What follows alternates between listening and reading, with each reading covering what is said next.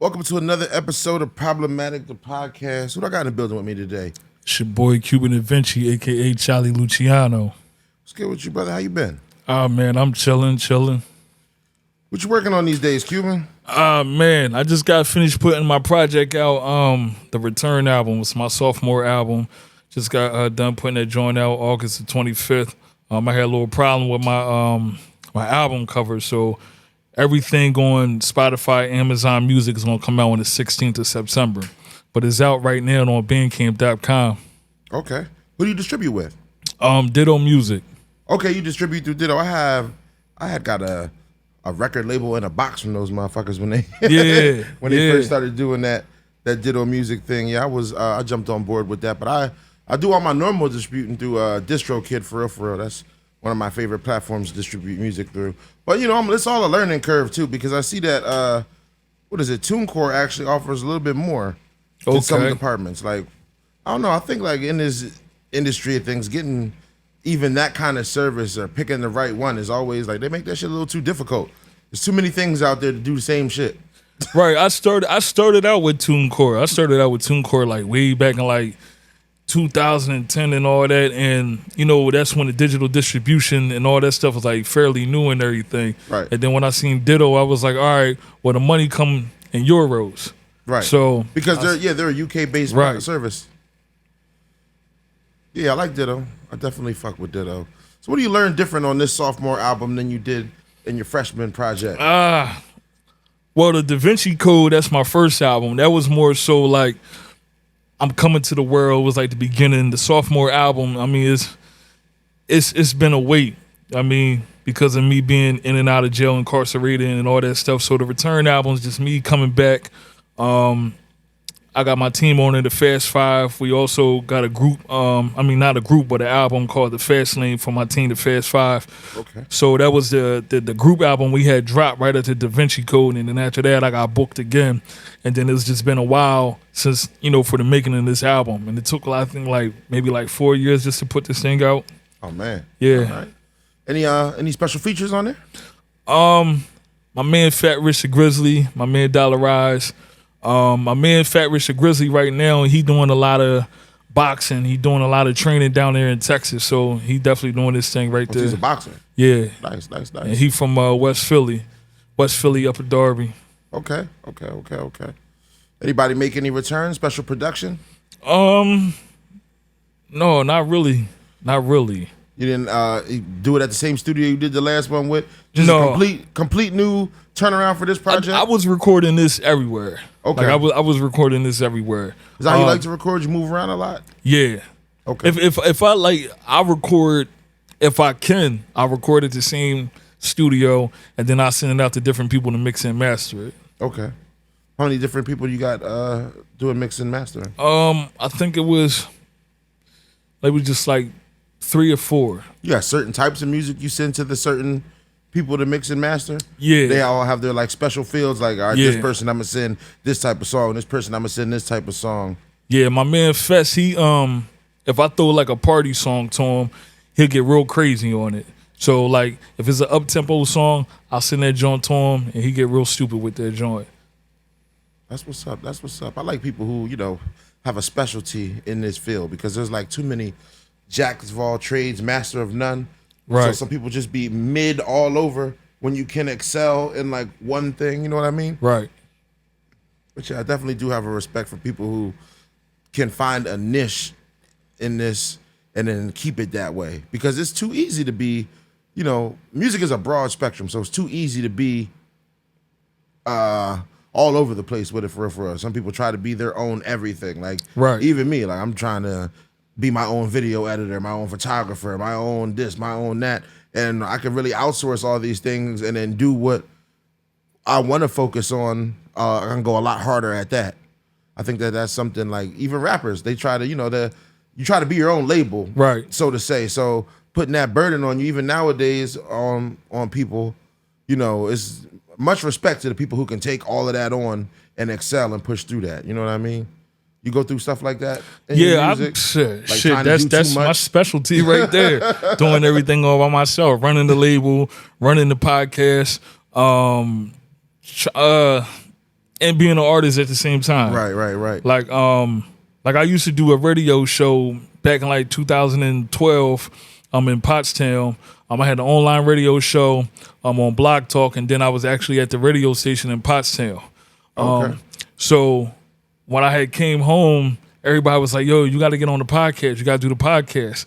But the podcast was different. I was like, "Look, I need a partner. I can't just run by myself." And I had like major interviews with different artists and all that stuff. Right. I think I interviewed with Kenny Ray. Who else? Mr. Cheeks. Nice. Who else? I interview a lot of people. Spado when he came home. So that's my lane right there. But doing everything all by yourself, yeah, that's me right there. Right, that's different. How you rapped and you ran the radio station. That's like a cheat code almost. Yeah. Throw yourself right in a rotation. Right, and that's what I did. I had all the artists, all independent artists, they was all throwing their music to me and had that joint right in rotation. That's dope. That's super dope.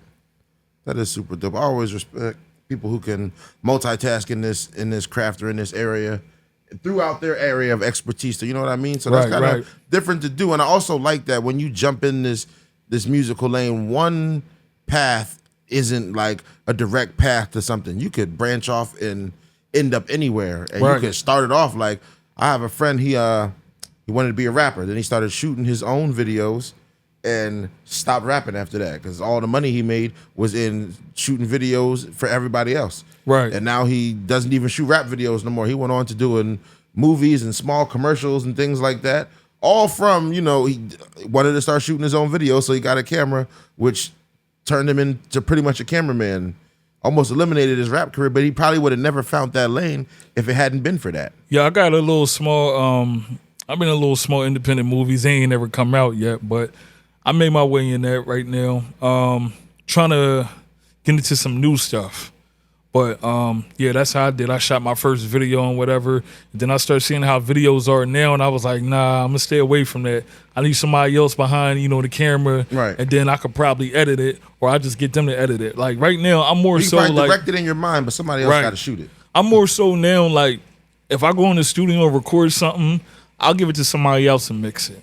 I'm not even mixing it. Okay. I just send it off. That way I can go ahead and free up my time to go do other stuff. Focus on other things. Right. Marketing. How do you market your music? I think in this day and age with a lot of music, like it has to be marketed. You can't just make the project, put it out there, and tell everybody it's out. Yeah, marketing is that doesn't the work hardest anymore. thing. Yeah, like you can't just go and tag people and say, yo, go listen, my music is out and all that stuff. The way I market my music is billboards, blogs, Nice. interviews. I just had like a couple of years ago, I was on thisis50.com. Okay. So yeah, publications, content. Right. I had my single Real Nigga Part 2, which is on the album The Return. The single cover was up in Times Square, so I got to see that. That's fire. So it's just a lot of press work, and try to make that search engine when people type my name in, everything will just pop right on up. Right. You got a pretty unique name, so when you put them together, that should work pretty well in the SEO. Right. You know what I mean? Yeah, a lot of people don't even know about that. Getting there, somebody look for your name. You don't want anything else to pop up. Right. You want you to pop up. You want you to at least be in them first 5 results without having to scroll down. Yeah, a lot of artists don't know about. I tell a lot of people about that. I was like, yo, if I can't just pop your name up in the Google, if you want to, like, I had one guy, he hit me up on Snap and he was like, oh, I wanted to see the stuff that you were doing. He said his uncle wanted to work with somebody that was semi-successful. I said, well, what does that mean? So I said, well, just Google my name. He was like, no, I don't want to do that. I just want to go to your Spotify. I said, all you got to do is just Google my name and you'll see everything that pops up. Right. A whole Spotify link, you just take Google and you could click the Spotify link. Right. Something, just, yeah. It's easier. That's it. Yeah, some people don't, I don't know. People don't understand how simple Google is. I don't know why that's still going over people's heads. You log on the internet sometimes and see people asking questions to all their homies on their timeline. You could have just Googled it. You could have just Googled it. Got a better answer. Yeah, saved everybody some time. Yeah, saved you and everybody some time. There's no one way to make it doing any of this music stuff? There's always, I don't like the term semi-successful. I like independent. You know what I mean? Right. You're an independent artist, and doesn't mean you're successful because if you've made $1 off of this, that's success. Yeah, you know what I mean? that's Any kind of profit. Even if you just love doing, you put a smile on somebody's motherfucking face, that's success. Success is a perception thing. So that's semi-successful. That was almost like a slap in the face. Yeah, like Don't call I me didn't get that. Like, I mean, I didn't understand where he was going from. I'm like, all you gotta do is just read my bio. Like, if you I always tell people, read my bio. And they see like, oh, like, well, what do you mean read your bio? Well, if you read my bio, I was a host for a radio show. I used to be running with Brooklyn Zoo under the Wu-Tang with Judah Priest. We was in a group called 144,000. I was one of the original people that was in it. Now he got new members all in it, but I was one of the original ones. Right. Went to Buddha Monk's house and all that, chilled with him and all that. So like if people would read that, like open up for different artists and all that stuff, they say, oh, all right, well, he's definitely out there in the lane. Like he's definitely done something. Right. But people don't read.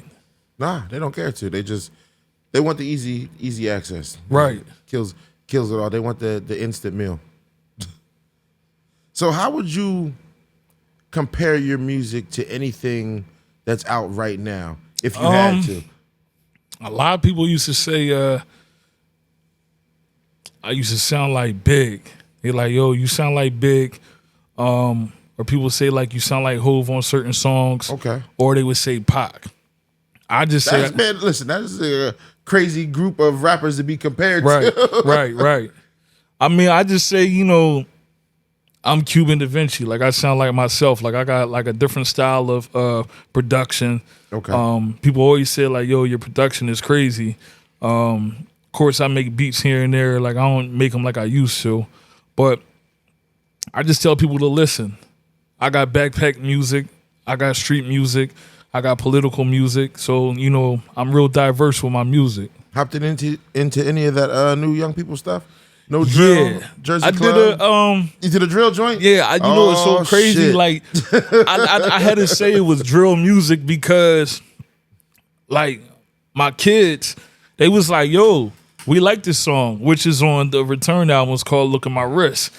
And, I switched everything up, the flow and all that. Had a little young boy from my hood from Coatesville. He was on that joint with me. Shout out to One. And the kids loved it. The kids loved that song more than any other song on the album. Okay, so it had that kind of beat. Yeah, it had that little twist to them. Mm-hmm. So I'm trying to stay in that lane, just to get the younger crowds. So they be like, all right, I could pull them in on that. Like, all right, I fool with this. Right.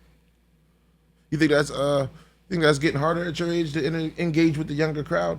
Because I know music is like there's always been a generational gap between, like, I'll say what trap music was to what like the golden era of hip hop type stuff, like 90s and 2000, big gap. I think that this 2010s, 2000s music didn't have a really big gap. This 2020 music and 2010s and back, huge gap. No, not really. Cause a lot of these young boys don't got a story. Okay. Like, we put a lot of these young boys in a freestyle, a real freestyle in a cipher, no written, and go bar for bar on top of your head. They can't create a story like that. A lot of them can't. They want to go for something that's written, and then somebody just put, yo, that's a freestyle. Like, I'm from the era where we can just freestyle right off the top of the dome, and you be like, yo, did you write that? I'm like, nah, I don't even remember what I said. So it's like, to me right now, I think it's more of a sport. So every time that I listen to from my stuff back from when I was in my 20s to listen to it now, was like, I done got way better, I done progressed. Right. So it's way different. But attracting the young people, nah, they gotta understand it. And I think a lot of them are starting to understand it. Like some of the older music was like hot back then. I mean, we just seen Jada Kiss and Dipset, and a lot of people start, fooling with Kiss. You know what I mean? Just because they was like, ooh, like his bars is crazy. His bars always been crazy. Bars is crazy. Nas been dropping albums back to back, and he putting, the little niggas on and all that stuff. And it's like, yo, that's Nas. But Nas been hot. Right. Y'all just saying go and listen to that music. Like, my parents, when I was young, they put on some Marvin Gaye. I'm listening to Marvin Gaye because that's what they was playing back then. So I respect the music, and that's what these young bulls do. They got to do is respect the older music to understand their music in today's time. For sure. Well said. I think that the people who respect the craft of it are still around. People got an ear for it, but I just think that there's such a big gap, even like with the production, Yeah, the way people rap, the things they rap about. Drill music is it's crazy. That shit is demonic. yeah, drill music. I mean, I don't knock it. But it's just huge right now. I think it'll phase out in a little bit, but right now it's been real big for like at least 3 years. Yeah, it's been real big. I mean, my thing is, for the people. Well, the New York wave of drill music has been really big for the last 3 years. I think they got to be diverse. My whole thing is to the young artists, be diverse. I mean, because that's the only way your music's gonna last, and that's the only way it can spread out over the world. So you got certain people that want to listen to drill, they're gonna listen to that. If you got like backpack music, people will listen to that. Now they get to hear you on this. If you on some 90s and gangster rap, then they hear you on this. They're like, oh, all right, he was on this album or he was on this genre right here. And that's the thing with hip hop now. It's a lot of subgenres out here. It's a lot of subgenres. It grew, man. It's Yeah. really big now.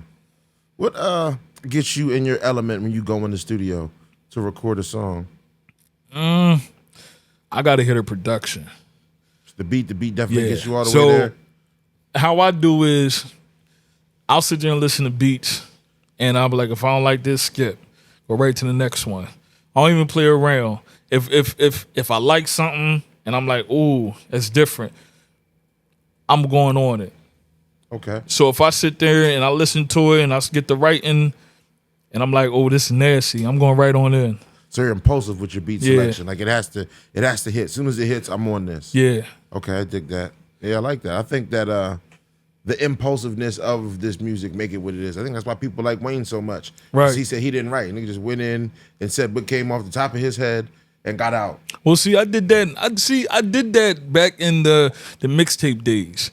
So That's why people love mixtape Wade. He was like a separate entity from album Wayne. Right, because I did a whole mixtape.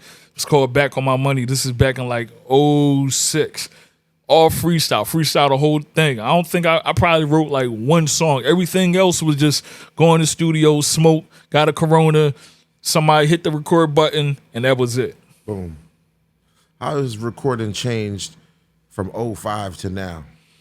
A lot. A lot. Like I don't got to go in the studio and get fired up no more. I used to, we got to smoke, we got to drink, and let me get, in my bag and get in my zone. To now, it's like, put the beat on, I got the verse ready, I'm going to knock this joint out, I'm out. I don't think that rappers really be ever trying to compensate for how much smoking and drinking, like how much you hear that in the tracks. Yeah. But you could hear yourself slurring a little bit. I could kind of tell you was drunk. I could kind of tell, I could tell if you had a cold, any of that. Like nobody, like when you're recording the song, we could hear all of that. Yeah. I mean, I guess, because I was a heavy Pac fan growing up. So, to see him, he smoking, he in the studio, he liquored up and all that. Man, like smoking so right that was now. like It's a big part of the studio situation. Right. But, I guess I kind of slowed down when I was doing shows. Like at the end of my 20s, I was doing shows and stuff, and I started forgetting my words. Oh shit. So when I didn't have where I was lip syncing, I'm actually spitting the words, and one day I was like, oh, you know what? I'm slowing down on this drinking, I'm slowing down on the weed and everything. So that kind of played a part into it. Okay. I could definitely see how that situation would stop you from Yeah. getting real saucy before you get on stage. Right. I hate when people get real sauce to perform too, because that's something you got to like, I don't know. I know rappers probably make it seem like they do that, but they're different animals. The people who've go on tours and stuff like that and get drunk and perform, then people just like, all right, well, this is my shot today. I'm out here. I'm fucking getting smashed and going out there on stage. Like if you didn't do that shit last week, right, you might want to chill out right See, now. my thing for me, and I'm gonna say this for me, if you see me fucked up on stage, that's because I'm trying to bring my anxiety down. Yeah, I know. I fully understand that. But I know, too. like, some people, they're like, oh yeah, let's just go get blunted, let's go get smoked out, or you know, let's get lit with the alcohol or whatever, and go on stage. Like, no, like, I do it for a reason. Okay. Everybody don't do it for a reason. Yeah, They just, some people have to calm their nerves, and then some niggas just want to turn up. yeah. It's a big difference. Yeah, turn up for the turn up. Yeah. Well, I appreciate you coming by today, brother. This was a No doubt. good interview. Definitely gonna check that next project out. No doubt. Drop all your socials so people know where to find you at. All right, well, you can find me on Twitter at Cuban Da Vinci, and Da Vinci is spelled DVENCI. You can also find me on Instagram at Cuban Da Vinci. Also, you can find me on Snap, Da Vinci the Legend, and that's it. You got a Snapchat? I think you're the first artist to come through and drop a Snapchat. Yeah, I'll be on Snap. That's my shit too. For real, I know a lot of people like a lot of people be like telling me like, you gotta get more interesting. You gotta get more interesting. I'm like, listen, I need more people around me so they can videotape. Right. I can't record all this shit. Yeah, like I fully understand that.